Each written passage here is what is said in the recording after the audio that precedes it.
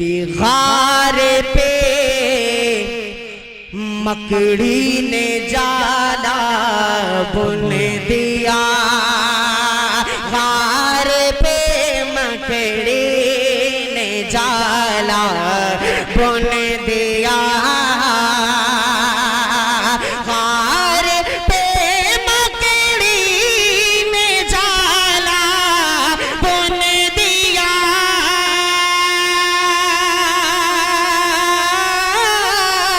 गार पे मकड़ी ने जाला बुन दिया, सरवरे सरवरे देखी हिफाजत के लिए। लम्हात आपको और बच्चों के प्रोग्राम में ले जाना चाहता हूं। उसके बाद हिंदुस्तान की मोतबर शख्सियत, हमारे सीतापुर की आन बान शान, जमीयतुल उलमाए हिंद के सीतापुर के सदर मोहतरम, हम सबके अजीज रहनुमा आली जनाब हजरत मौलाना मोहम्मद आसिम इकबाल साहब दामद बरकातुम आलिया तशरीफ ला चुके हैं।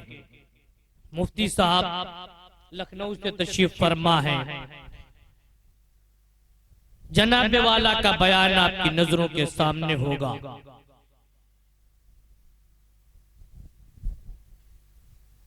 रुखे नबी की तरह महताब क्या होगा, रुखे नबी की तरह महताब क्या होगा, वो है लाजवाब तो उसका जवाब क्या होगा।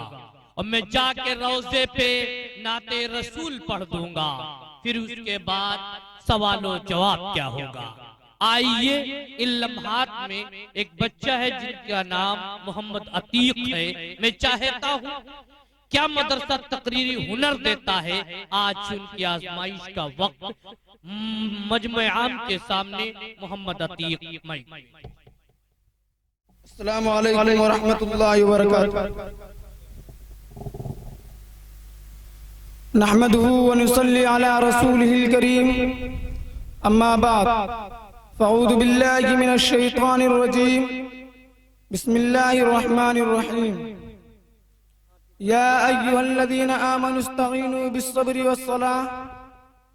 अल्लाह तबारक तआला का बहुत बड़ा आसान अज़ीम यह है कि हक़ तआला ने हमें इस मुतबर्रक मुनव्वर मजलिस में बैठने की तौफीक दी। बहुत दिनों से क़ल्ब में आरज़ू तमन्ना थी कि आप हज़रात के रूबरू नमाज के गुफ्तगू मौज़ू बनाऊं। इस मकसूद को सामने रखकर लब कुशाई की जिशारत कर रहा हूं, और मैं अपने आप को बहुत खुश नसीब समझता हूं कि आप जैसे मुअज़्ज़म मुकर्रम हज़रात के माबैन लब कुशाई का मौका मिला। अल्लाह ताला हमें समा से ज़्यादा अमल पैरा बनाए, आमीन। खालिकुल अर्ज़ व समावात ने उम्मत मुसलमा और अपने महबूब मोहसिन इंसानियत सल्लल्लाहु अलैहि वसल्लम को बेबहा नेमतों से नवाजा और हमेशा तोहफों से सरफराज फरमाता रहा। उन्हीं नेमतों में से एक आला और अरफा तोहफा नमाज का तोहफा है। इस मुतबर्रक तोहफे की फजीलत रोज रोशन की तरह आया है।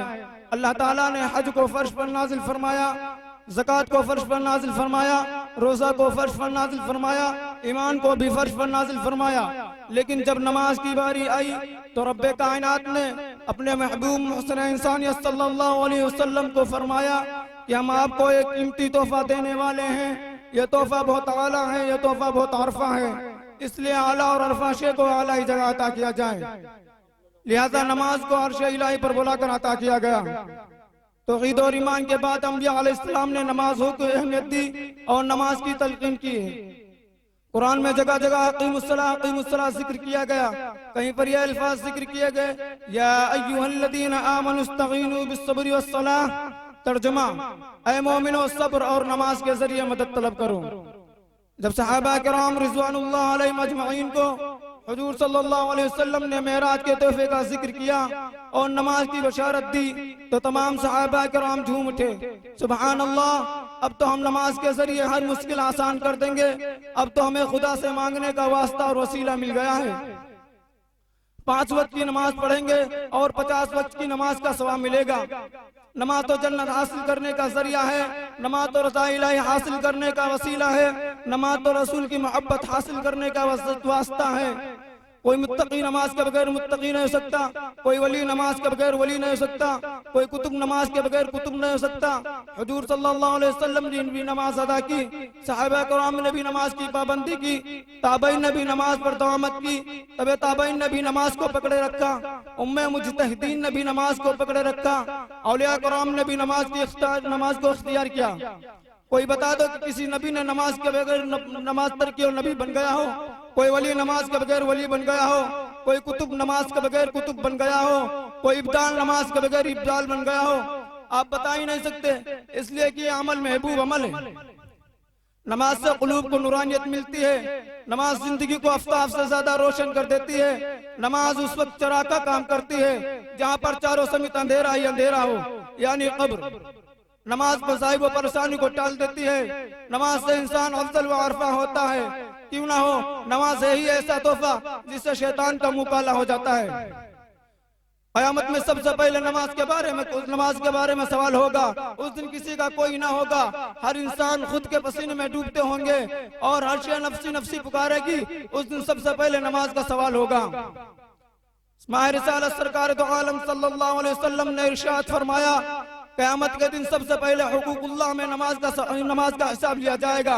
अगर नमाज दुरुस्त निकल आई तो तमाम अमाल दुरुस्त, अगर नमाज खराब निकली तो तमाम अमाल बेकार हो गए। अगर नमाज दुरुस्त है तो तमाम अमाल कबूल, हज भी कबूल होगा, ज़कात भी कबूल होगा, रोजा भी कबूल होगी। आज के दौर में बहुत खूबसूरत आलीशान मस्जिदें तामीर की जाती है, लेकिन उसमें अल्लाह ताला को याद करने वाले बहुत कम नजर आते हैं, उसको आबाद करने वाले बहुत कम नजर आएंगे। बाज़ जगह तो आलीशान मस्जिदें वीरान हो कब्रिस्तान पड़ी हैं। पहले मस्जिदें थी पक्की, पहले मस्जिदें थी कच्ची तो पक्के थे नमाजी, पहले मस्जिदें थी कच्ची तो पक्के थे नमाजी, आज मस्जिदें हैं पक्के तो कस्ते हैं नमाजी। पहले मस्जिदें थी कच्ची तो पक्के थे नमाजी, आज मस्जिदें हैं पक्के तो पक्के हैं नमाजी। हजरात सामाईन किराम, इसी बात में मैं आपको एक वाकया बताता हूँ। हज़रत उमर फारूक रज़ी अल्लाह अन्हु के खिलाफत का दौर है। एक बुढ़िया का तेल जमीन पर गिर जाता है। वो दरबार अमीरुल मोमिनीन में हाजिर होती है और मुतालबा करती है कि मेरा जमीन ने मेरे तेल को चूस लिया है। हज़रत उमर फारूक रज़ी अल्लाह अन्हु एक पुर्जा लेते हैं और उस पर कुछ लिखते हैं और कहते हैं कि इसको उस जगह पर डालना जहाँ पर तुम्हारा तेल गिर गया हो। वो बुढ़िया ऐसा ही करती है, जमीन ने फौरन उसका तेल उगल देती है। तमाम लोग हैरत ज़दा हो जाते हैं कि ये कैसा माजरा है। उस पुर्जे को खोल कर देखते हैं, उसमें लिखा हुआ होता है कि ऐ जमीन, इस बुढ़िया का तेल वापस कर दे, वरना तुझमें ऐसे शख्स को दफन करूंगा जो नमाज को तर्क करता हो। हजरत सामाईन किराम, इस बरतनाक वाकया से हमें नसीहत हासिल करनी चाहिए कि नमाज तर्क करने वाले इस शख्स को जमीन पसंद नहीं करती। अगर हम नमाज को छोड़ेंगे तो कब्र में जाने के बाद जमीन हमारे साथ कैसा मामला करेगी। अल्लाह ताला हम सबको कब्र के अजाब से महफूज फरमाए और नमाज का पाबंद बनाए। मैं शेर के साथ अपनी तकरीर को खत्म करता हूँ कि पढ़ नमाज पंच गाना न कर कोई बहाना, पढ़ नमाज पंच गाना न कर कोई बहाना, इसी में तेरी जन्नत है वरना दोज़ख है तेरा ठिकाना। माशाअल्लाह, बहुत